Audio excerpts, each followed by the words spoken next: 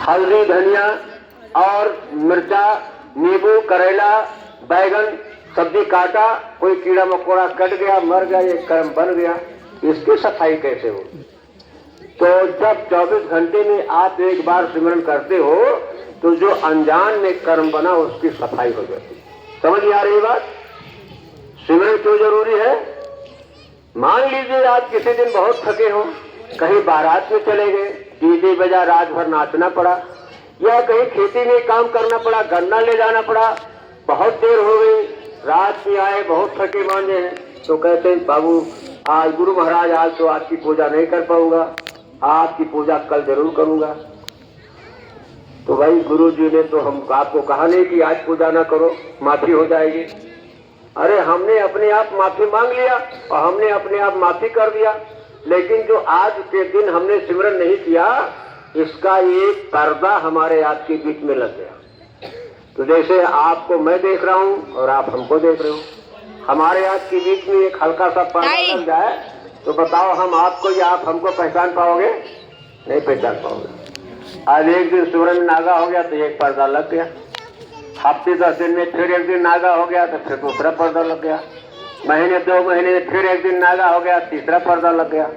ऐसे ऐसे जब कई पर्दे लगे तो दिखाई बंद हो गया। अब नया बच्चा जो नामदान लेकर आता है उसका तो श्याम पट सफेद है, उसको सीधे दया की आभास होती है। पुराने लोग कहते हैं अरे क्या बड़े पुजारी बने हो भाई, हमको तो 40 साल हो गया नामदान लिया, कुछ नहीं दिखाई सुनाई पड़ता है। तो भाई हमको 40 साल हो गया तो हमने गलती कर दिया तो उसकी सजा मिलेगी नहीं मिलेगी?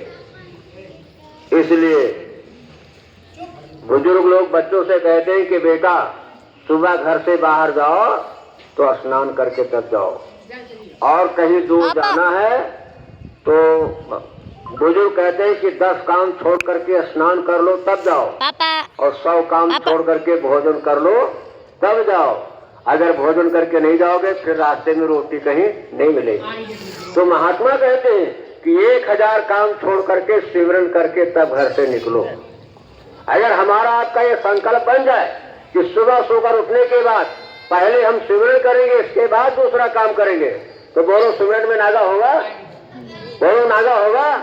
नहीं होगा। तो हमारा आपका ये संकल्प होना चाहिए कि सुबह सोकर उठने के बाद सबसे पहला काम सिमरन, इसके बाद फिर दूसरा काम। लेकिन सिमरन में भी अब देखो हम नाम किसी का लेते हैं, नाम पहले स्थान का ले लिया और ध्यान किया तीसरे स्थान का, तो वो पूजा हमारा सही होगा?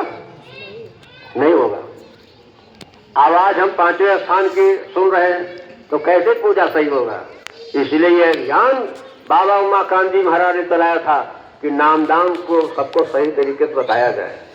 मेरा कार्यक्रम बिहार में था, उस समय चल रहा था यह अभियान, तो हम लोग पर्चियां देते थे लोगों को, प्रेमियों को, और लिख करके कागज मंगाते 60 तक होने है गिनती। और हमने देखा जिले के जिम्मेदारों का भी गलत है, देखा प्रदेश के जिम्मेदार का भी एक गलत है। तो बताओ अगर मास्टर का मैथ गलत होगा तो जिस बच्चे को मास्टर पढ़ाएगा उसका सही निकलेगा? नहीं निकलेगा।